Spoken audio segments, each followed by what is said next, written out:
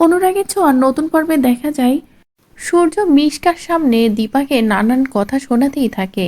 দীপাকে অপরাধী বলে, তবলা হাজার চেষ্টা করেও কিছুই করতে পারে না। এমনকি বৌদিও বেরিয়ে আসে। তখনই বৌদিও মিশকার দিকে আঙুল তুললে সূর্য আরো রেগে যায়।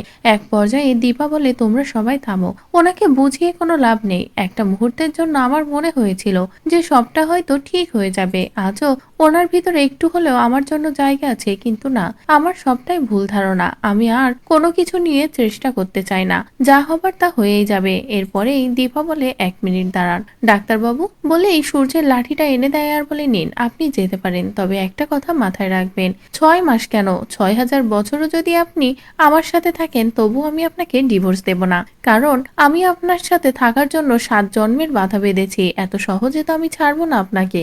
যে কথা শুনে সূর্য আরো রেগে যায় আর বলে, তুমি থাকো এখানে, কিন্তু আমি তোমার সাথে থাকবো না। বলেই সূর্য মিশকাকে নিয়ে বেরিয়ে যায়।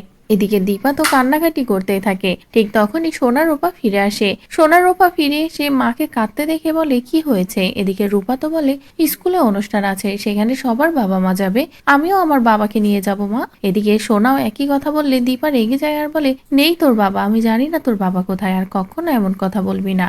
বলে রূপাকে মারধর করলে তখনই রূপা কান্নাকাটি করা শুরু করে। এদিকে সোনাও ভয় পেয়ে যায় আর বলে, আমি বাড়ি যাব।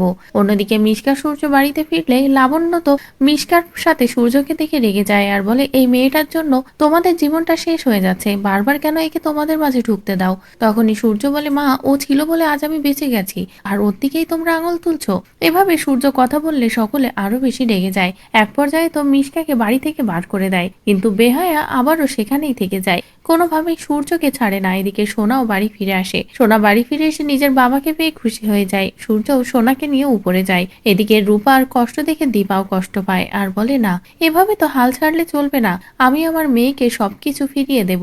এদিকে সূর্য সময় কাটাতে কাটাতে বারবার দীপার কথা মনে পড়ে। ঠিক তখনই সেখানে মিশকা গিয়ে এন্ট্রি নেয়। লাবণ্য মিশকাকে তাড়ানোর চেষ্টা করলেও মনে মনে বলে, না থাক, আজ কিছু বলবো না, সূর্য রেগে আছে, যা করার সময়তেই করতে হবে।